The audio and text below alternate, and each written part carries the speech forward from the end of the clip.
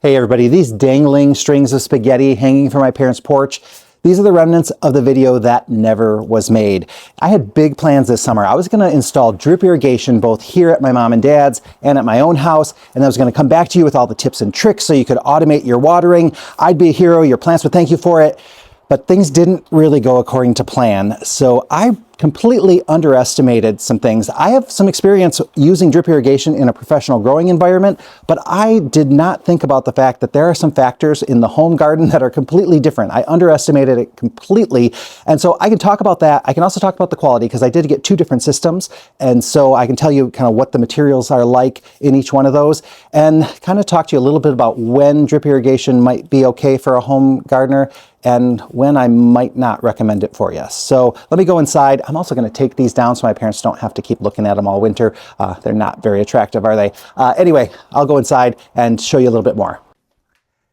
So I bought two separate systems, and the first one was the WaterWise system that's put out by Proven Winners. I bought it from the Proven Winners store on Amazon. I bought it a year ago at Christmas time for $38.99. The price has since dropped. It's now $34.30. It's also available at the Proven Winners Direct website, and that's for $49, which is the same price it was selling at last year. And I know both of them ship from the same location in Carlton, Michigan, so you're getting the exact same product.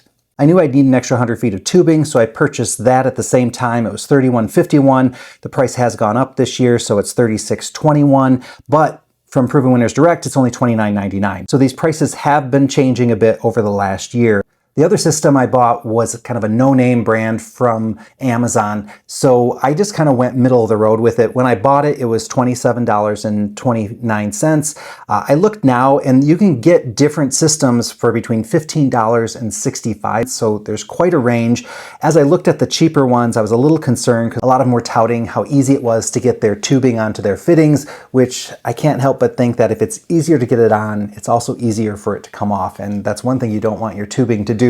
So I probably, if I were to buy another set, I would be going middle of the road again, just because I don't want to risk getting a really poorly manufactured one. The extra tubing I got for $8.38, which is quite a bit cheaper. It is a different type of plastic, and it ended up I didn't necessarily need it because the kit came with extra tubing, but I did end up using some of it here and there, so it was good to have that extra to play with.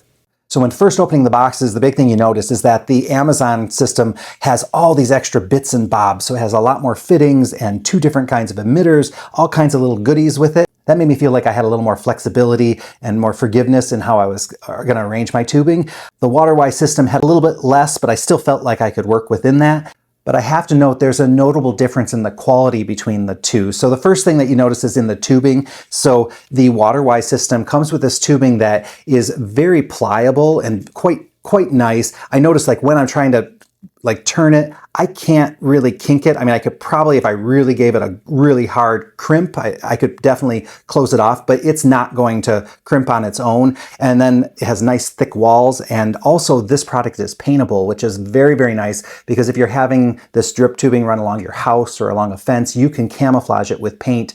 With some of the other materials, you definitely cannot do any painting on it. Or if you do, you might have it covered, but it could crack off or not cover quite as well. So the tubing that came with the kit, you can even see it's quite a difference here. So, you know, the thickness, the inside thickness, actually this one is still smaller, which they say that they're the same size, but when you look at them, you can tell. But definitely the wall of this one is thicker. But ultimately, this one is still quite pliable. It's a little more rigid, and I can get it pretty tight. It will eventually kink if I give it too much of a pull. So it kinks a little easier than the other one, but ultimately I was not all that concerned about it. Now with the other tubing that I got, the extra stuff, it was a completely different size, even though it said it was the same measurement. So I was a little confused by that, but it ended up working. Let me get it fell on the floor here. So I can, just looking at it now, the thickness here, but even when I look down the barrel here, this one definitely is a little bit smaller, but ultimately they both fit on the fittings just fine, which surprised me because I thought that was going to be really critical, but it didn't seem to make that big of a difference.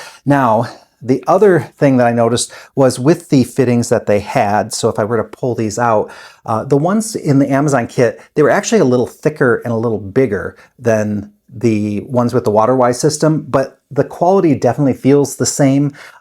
Overall, I had no problem with either one of them kind of bending or splitting or giving me any kind of trouble at all. They seem very durable. So I have a feeling that they're going to be the same. Now, over time, there's a possibility that I might notice a difference, but ultimately they don't seem all that different. So I'm not too worried about these fittings. They seem, both of them, like they're the same grade as the ones that we use from our commercial providers. The big difference is the WaterWise fittings have kind of a barb with a pointy end, and these had more of a flat end. I didn't notice a big difference in that, but I do know when I'm cutting the tubing, you want to make sure you have it at a right angle and put it in. I tried it at an angle, like this one's at an angle. I tried it at even more of an angle, thinking that would make it easier. It didn't make it easier at all. It actually made it more difficult. So keep it at a flat angle and just push it on.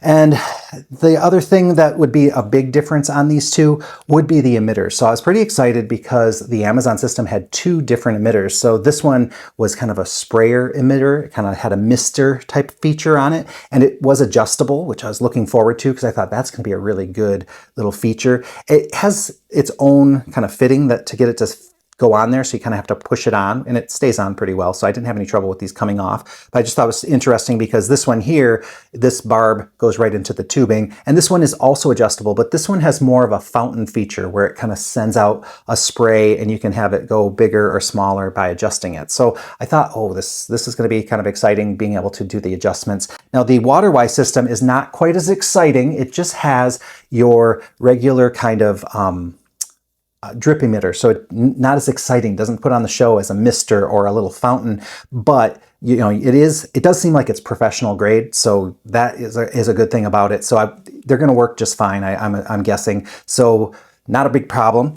Then the other thing that really was different were these stakes that came with it. And those stakes are there to hold the tubing in place. So this one from Proven Winners is really quite nice. It's thick and it fits the tubing perfectly, and it really holds it well and sticks it in. Whereas the ones that came with the Amazon system, they're a little smaller, they're a little flimsier, and I ended up having to use two instead of one. So I put one going one direction, one going the other, and then I'd stake it in. And that was the only way to get it secured in place, because otherwise this single one, it just kept popping out and going all over the place. The other thing is that the Amazon system came with zip ties instead of the Proven Winners one came with kind of the little nails with the little plastic hooky thing, which I liked the hooky thing. That was really good quality nail, good quality plastic. So I pounded those in and it held the tubing very, very well. The zip ties worked great too. The only thing is that if you don't have something to connect the zip ties to, you're either going to be using eye hooks or nails or sticky hooks or something to get them on there. So either way, I think it's a horse apiece as to which one is better. You might be mix and matching, you know, with using some zip ties where you need them, that type of thing. Overall, I felt like, yes, the WaterWise system was definitely a higher quality, but I was not entirely disappointed with the one from Amazon. And so if I was kind of weighing between the two, I kind of would say, hey, if you want to save the money, save the money. If you need the extra bits and bobs, go for the Amazon one. If you want one that has definitely upgraded materials, if you need to paint the tubing, definitely go with the WaterWise system. But overall, I felt like they both would work.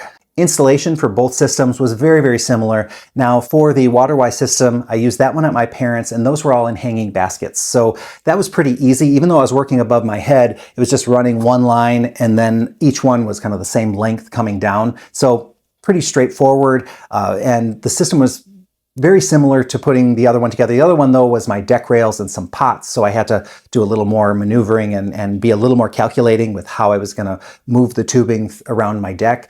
And for that tubing, I made the choice to run it under my deck by sliding it between the boards. That plan kept a lot of the irrigation system hidden, but I had no idea that when the humidity went up, the boards would expand and constrict the tubing and completely close off any water flow.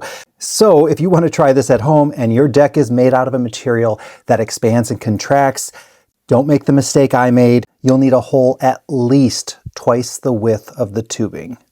I will say with both systems, I had such sore thumbs afterwards because getting that tubing over those barbs and that's what you really need to do. You need to get past that, was a lot of work, and it definitely, I was kind of numb afterwards. Now you can soak the tubing a little bit in hot water and that will cause it to expand a little, but ultimately it's still gonna, you're gonna need some hand strength. So if you have any weakness or arthritis, you might need some help in getting that part of it done. But it's not too hard, especially if you're mechanically minded. I think you'll be able to figure out how to make this work. If you're not, find somebody who is, and I think you'll be in pretty good shape. At this point, I was feeling pretty confident. I was like, yep, got this. This is gonna be a breeze. And then I turned on the system and realized things were not going to go as well as I expected. So I turned it on and I looked at the first ones and they were sending up their little streams and their mist because I tried one of each, and each one looked perfect, looked beautiful, little sprinkler going on, little mist action going on. Then I went to the next one. That one looked pretty good. Yep, no problems there. But then by the third one, I noticed there was definitely diminished water pressure on that one. And by the time I got to the last one, it was just a little trickle. So we had a lot of variation between the two. So then I went through and I adjusted each one of the little sprayers thinking that would help. But ultimately, it helped a little bit, but not very much. So I knew this was an important thing, that these emitters, I knew they weren't necessarily regulated, that they were just adjustable, but I didn't realize how important it would be. I never thought that over the course of 4 baskets, and each one of those baskets had 2 emitters, that it would only take 8 emitters and I would lose all my water pressure. And so the ones at the beginning, I ran it for about maybe a minute, minute and a half. That one was dripping out the bottom, water coming out all over the place. The next ones were doing okay, and the ones on the end were completely dry, just had their little trickle, barely even got any water. So if I was relying on the system without checking it first, I would have drowned some of my plants and put the other ones in complete drought and just hope that those ones in the middle survive. So this system, basically, because of these emitters, is completely useless to me because I wasn't able to adjust them to a point that they were usable. Maybe if I only had 2 pots or something on it, it would be fine, but I just couldn't trust this thing at all.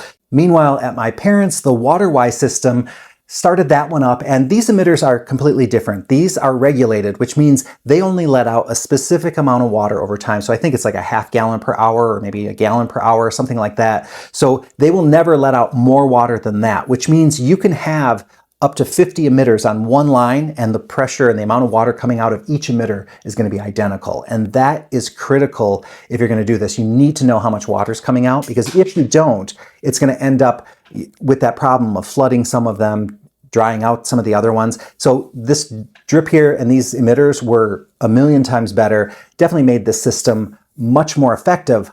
However, I'm not going to be using this system on my parents' porch next year. And that's simply because it's not the right application. So let me tell you a little bit about my parents' porch. It's an L shape. So one side is pretty much in shade all day. The other side is facing east. So it gets morning sun. It gets 6 hours of sun in the morning. It doesn't get any really hot afternoon sun. So ultimately, these planters don't use up as much water as, say, most of our sun containers. So the ones on the side, it was kind of, ridiculous. I was watering those maybe once every 10 days, maybe even longer. I checked them, probably every 5 days, but they hardly ever needed water. And part of that is because of the plants we had in there. I had begonias and wandering tradescantia, and those plants don't use much water. Plus they're in the shade, so they didn't need the water. The other ones had sweet potato vine and begonias, and sometimes the sweet potato vine can take up a decent amount of water, but because they weren't getting that hot afternoon sun, they didn't need water every day. In fact, they were probably, even at the hottest time of the summer, it was still only like maybe once every 5 days. And they were in 14-inch pots, so they were decent sized pots. They held quite a bit of moisture just because of the size of the pot. So it wasn't the type of system where I needed water every day or every other day. So it was very important that with those pots, you did check them and only water them when they need them, because it would be very easy to overwater them. Now, I tried to compensate for the 2 different conditions by having 2 emitters in the ones that got the sun and 1 emitter in the other ones. But the shady ones, they needed even less than half the water as the other ones. So it just wasn't the right application. Plus, there's a hose right there. So grabbing the hose wasn't that big a deal.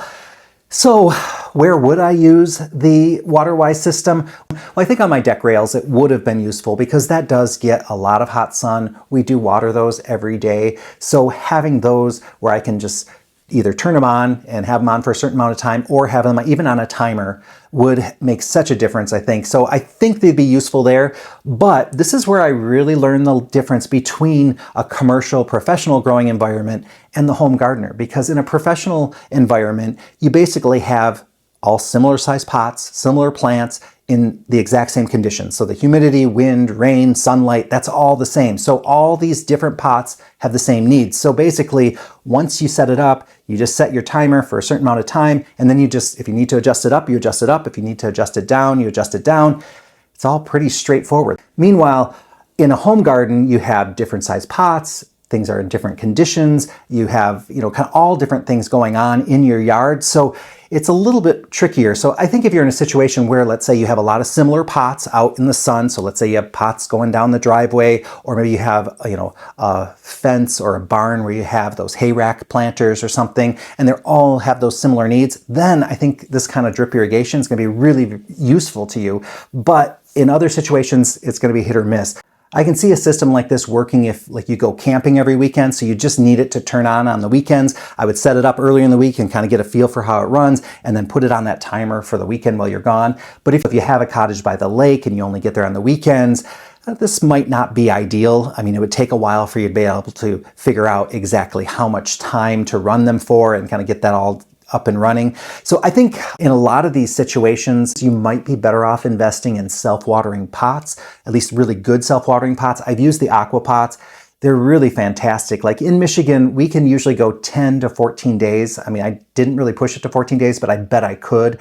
That they just work that way. Now in a hotter, drier climate, I'm sure it wouldn't last 2 weeks, but for us, it probably would. So that's really great. The only problem with aquapots is they are very expensive. So you have to be prepared for that investment. But if you had like an Airbnb and you knew you couldn't get there, every day to water, these self-watering pots like an aquapot would be very, very good. Now there are some other brands or types of self-watering pots that I think are higher quality and would do well, but there are also some that might be questionable. Like I've seen some of them that like the reservoir area is really small. So it would help you get through a day or two, but it certainly wouldn't last a whole week. So you need to keep that in mind or really pay attention to that to know how far you can stretch that self-watering pot.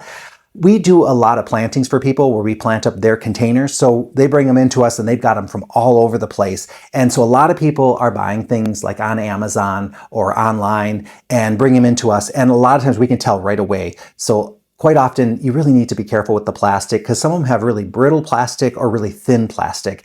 And ultimately that can be a real problem because if it's too thin, like if it's a window box, you start filling it and it starts kind of pushing its walls out and it doesn't quite sit right. And then also there's that risk of cracking. Now, usually they look fine when they leave us, but when people bring them back the next year, after one season, the edges are broken and cracked. They're using duct tape to kind of fix, big cracks down the sides and things like that. So I'm a little hesitant to buy like any type of like window box or plastic container that I really want to last without actually kind of giving it the test and giving it a feel to see how it works. So I have found that there are places that you can get really good containers from. Like the big box stores do have great containers for good prices quite often. Also places like Big Lots and Marshalls and TJ Maxx and Home Goods and At Home, sometimes they have really good containers. And as much as I want to say go to your local garden center, when I look at what we pay for those exact same items, we're usually paying more than what we could buy them for directly from one of those box stores.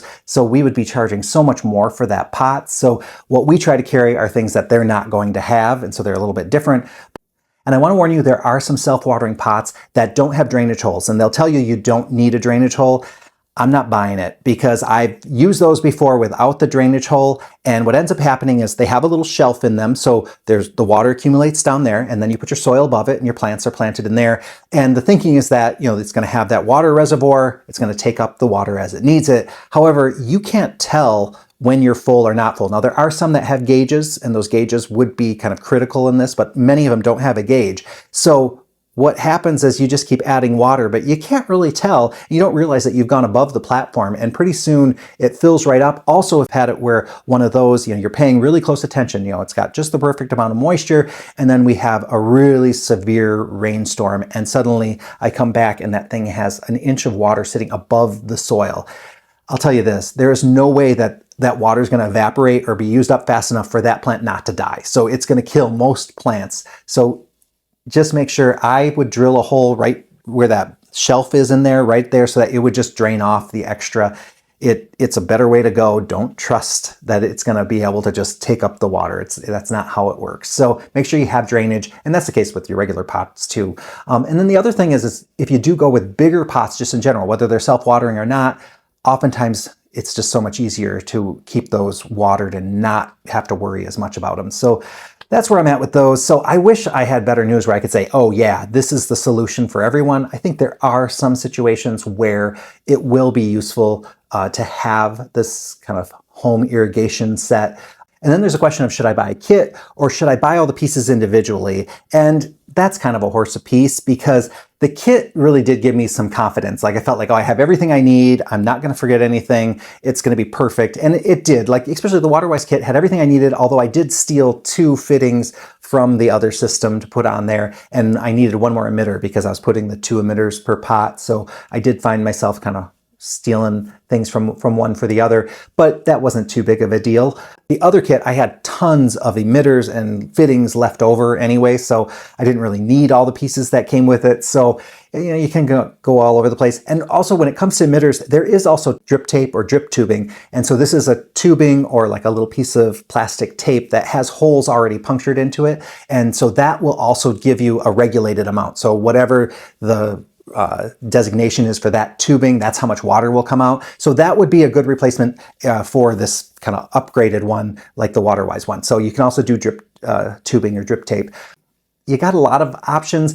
I'm not 100% sold on drip irrigation for homes quite yet. Like I said, I think there's really specific situations where it'll work, but ultimately I'd probably lean towards finding an alternative, like having a really cool neighbor who knows how to water plants and will do it for you, or maybe some self-watering. Thing is, those can get really expensive. Gosh, some of those aquapots are like crazy expensive. But anyway, thanks for watching, everybody. I hope that I gave you some confidence in maybe what you'd want to do or what to look for if you are going to go with any kind of system like this.